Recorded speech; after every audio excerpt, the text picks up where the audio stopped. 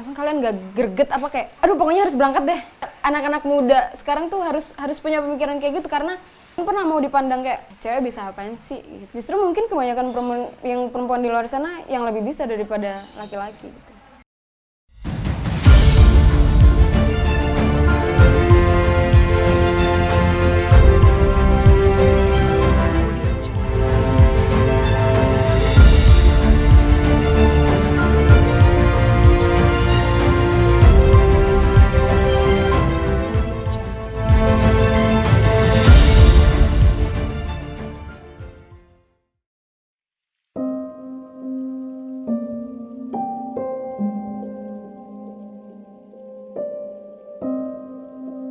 Sukarelawan merupakan kegiatan yang dilakukan dengan sukarela tanpa adanya kewajiban yang mengharuskan seseorang untuk melakukannya.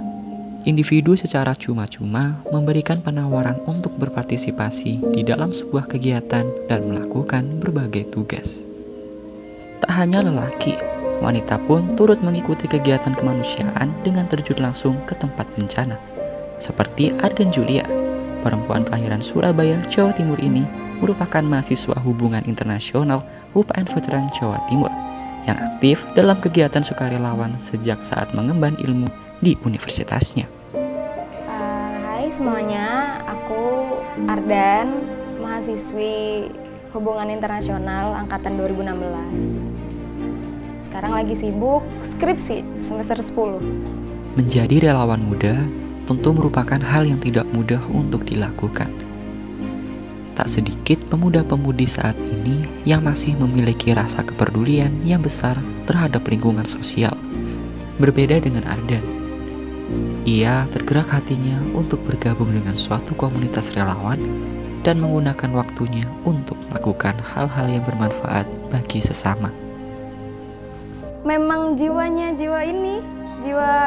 kayak pokoknya kalau ada bencana, ada berita bencana di media gitu pasti kayak open recruitment nggak ya kayak gitu. Pasti yang dicari itunya sih karena memang ya pengen aja ke sana. Pengen yang kayak kan selain kalau dunia relawan itu kalau misal kita nggak bisa donasi karena kan mahasiswa-mahasiswi kan punya duit berapa sih cuman ya kan. Jadi ya selain donasi duit, materi ya tenaga sih.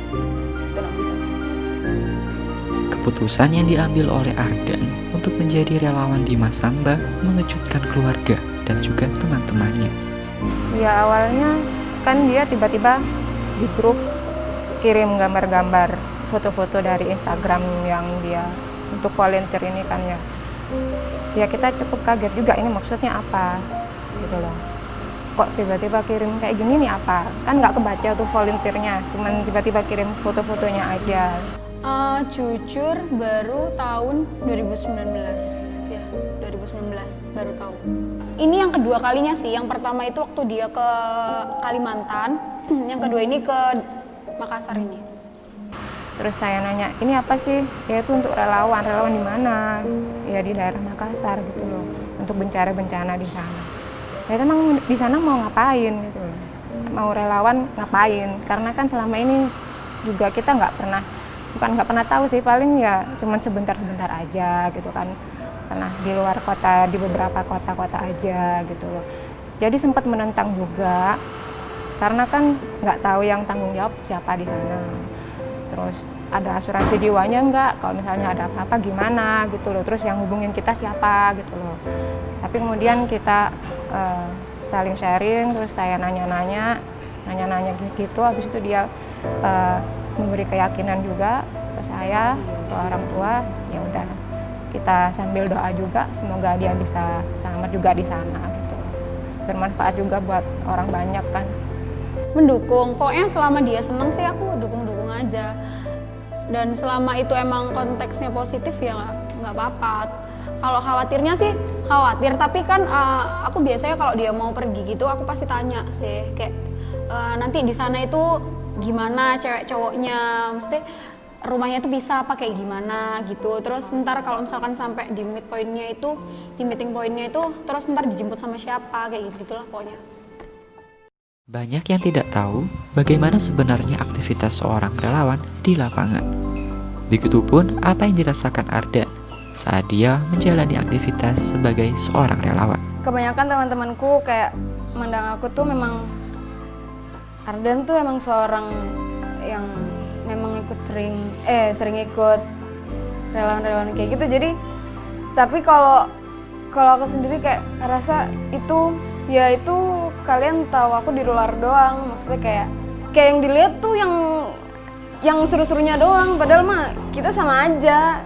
Kayak tiap orang kan punya hidupnya sendiri, jadi kayak ya gitulah. Jauh sebelum menjadi seorang relawan muda, Ardan Juliar sudah aktif sebagai orang yang terlibat dalam organisasi. Ini sih 2016 itu ya kegiatannya seperti KKN yang tapi memang dari dulu divisinya memang yang langsung ke anak-anaknya, anak-anak kecil, entah itu ngajar di sekolah kah, ngisi materi kah, games, itu pokoknya yang langsung sama anak kecilnya gitu. Pengalaman baru dan ketemu orang-orang hebat, ketemu orang-orang yang betul-betul jiwa-jiwa relawan.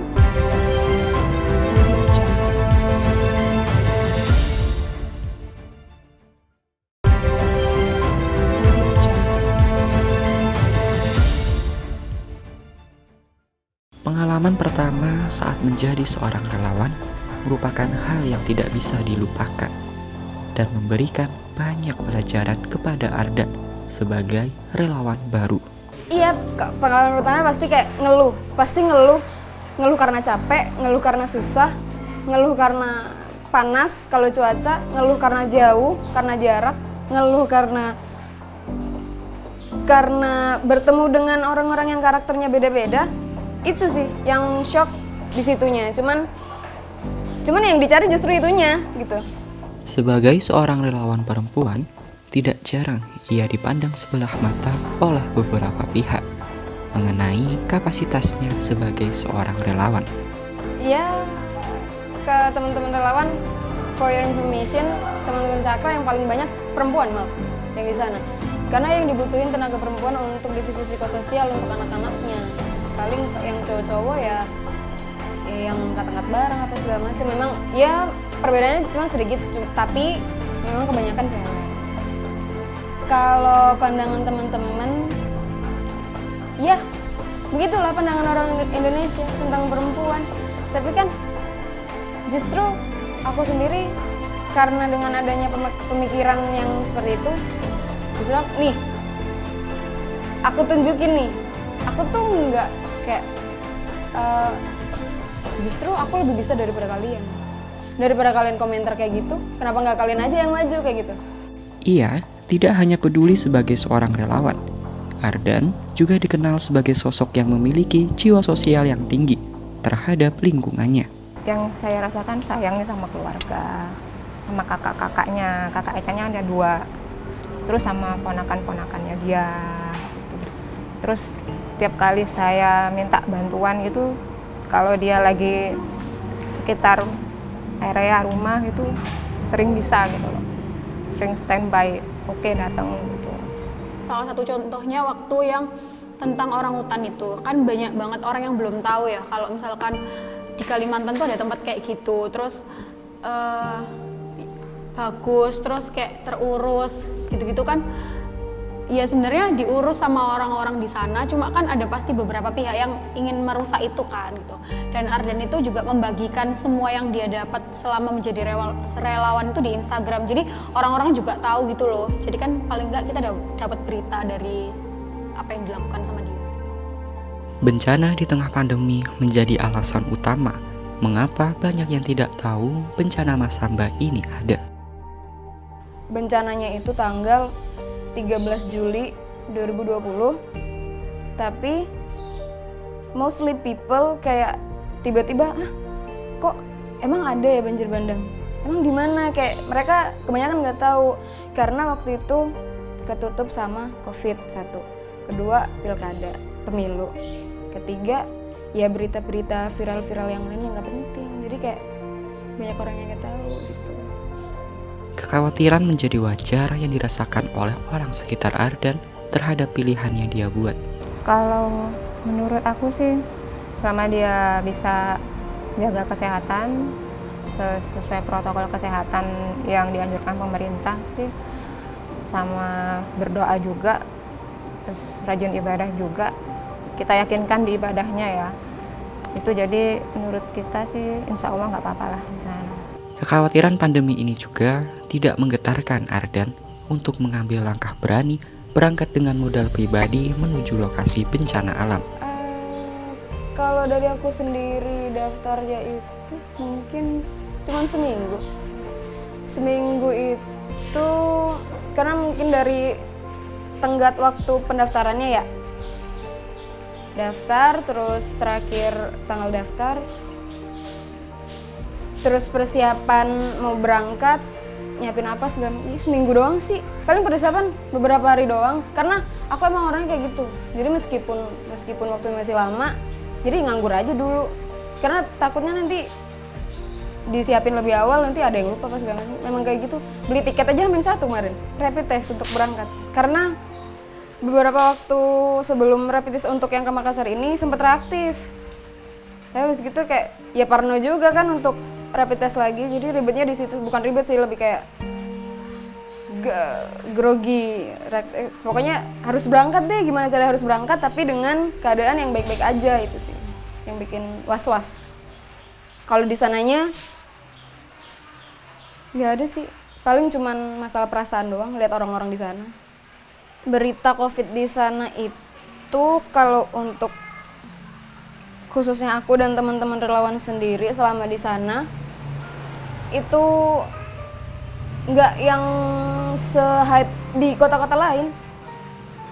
Karena memang fokusnya mungkin untuk bencana doang ya. Jadi kalau untuk berita simpang siurnya COVID ya mungkin sama halnya di kota-kota lain, cuman karena di sana fokus utamanya adalah bencana, korban bencana, jadi corona justru kita pas di sananya itu kita tahu kalau Luwu Utara sedang naik zona merah, itu justru kita taunya dari grup WhatsApp keluarga kita.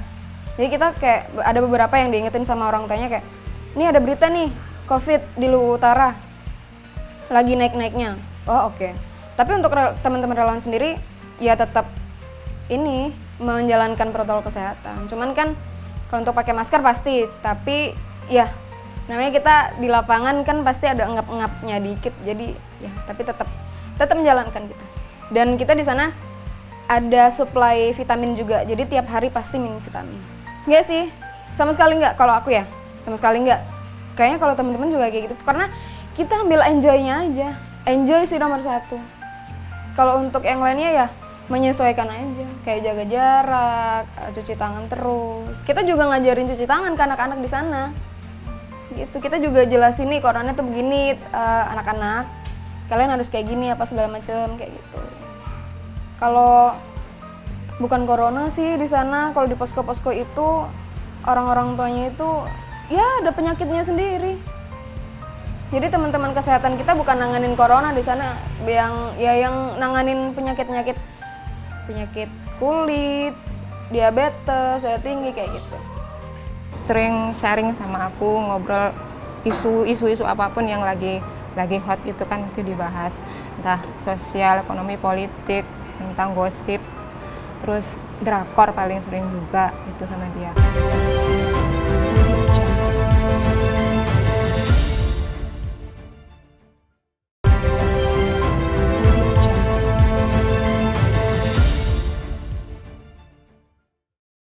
Organisasi Cakra Bipraya merupakan tempat yang saat ini diikuti oleh Ardan Juliar sebagai seorang volunteer untuk Masamba 2020 lalu. Kegiatan ini karena aku itu divisi psikososial, itu yang lainnya itu ada divisi kesehatan, divisi gizi, penerangan, sama logistik. Kalau aku sendiri di psikososial itu dia programnya trauma healing anak-anak sama perbaikan gizi. Jadi kegiatannya kita berangkat ke posko itu sekitar jam 1, jam 2 siang. Terus kita langsung kayak materi, di posko kita materi, entah games, terus kita makan bareng. Terus harus selesai sebelum maghrib karena rumahnya anak-anak kan ini banyak yang di kampung, jadi penerangan lampu-lampu di jalan itu nggak ada, jadi gelap gitu. Ya gitu-gitulah kegiatannya.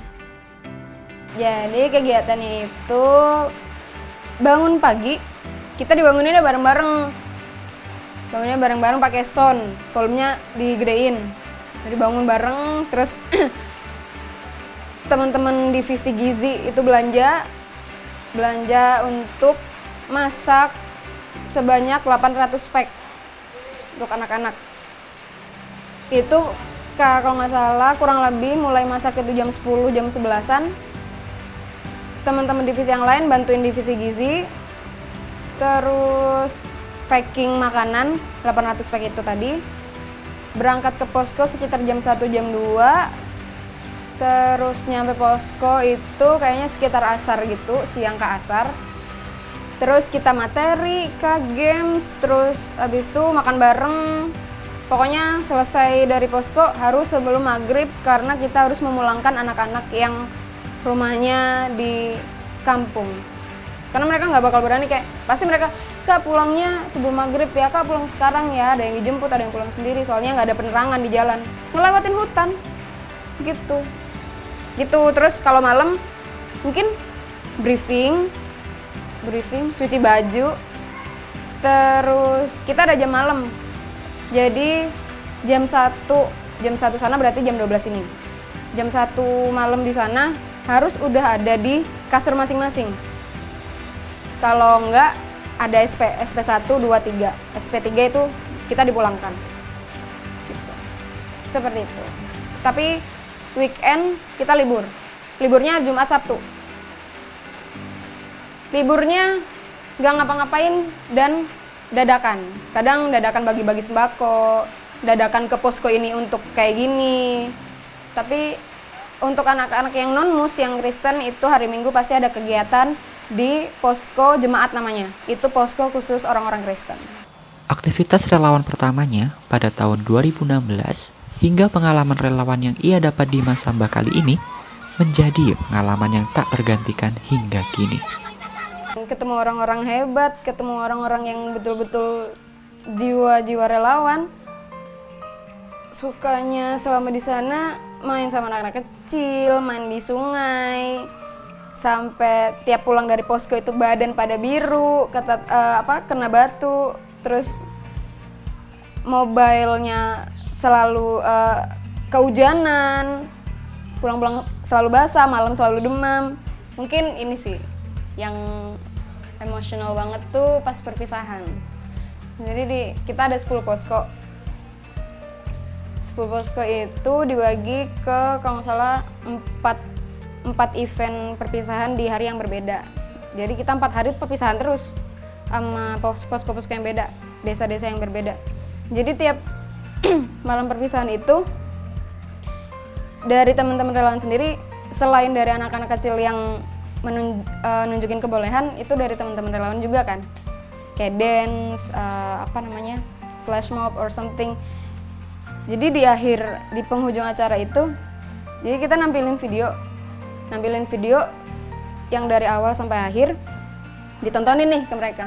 Habis gitu ada pokoknya sambutan, kita pamit kayak bilang ke masyarakat di sana, pokoknya kita pamit, terima kasih apa segala macam. Dari situ kayak langsung nih kita satu-satu orang tuh diserbu nih sama anak-anak kecil, wah pada nangis semua, kakak jangan pulang kayak gitu. Itu nggak bakal pernah lupa sih. Gitu.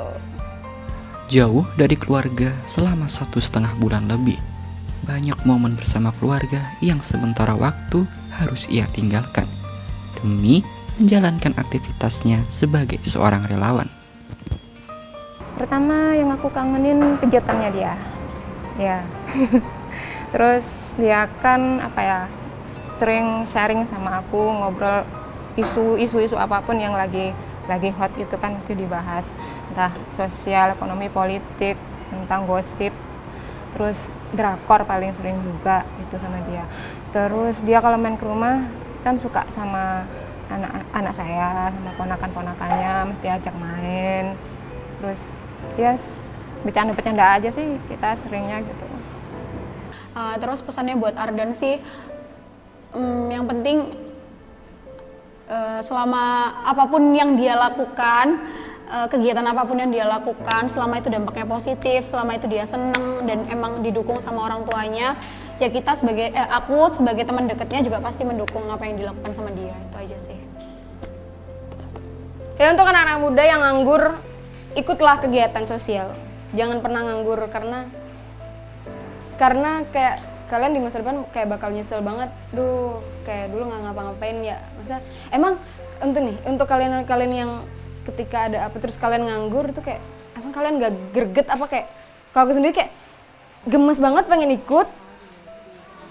Yang aduh pokoknya harus berangkat deh kayak gitu. Kayak anak-anak muda sekarang tuh harus punya pemikiran kayak gitu karena dilihat dari di lapangan kemarin kayak kita butuh banyak tenaga anak-anak muda yang pikirannya masih fresh, yang masih masih on fire untuk untuk ngebantuin orang-orang di sana kayak ya begitu.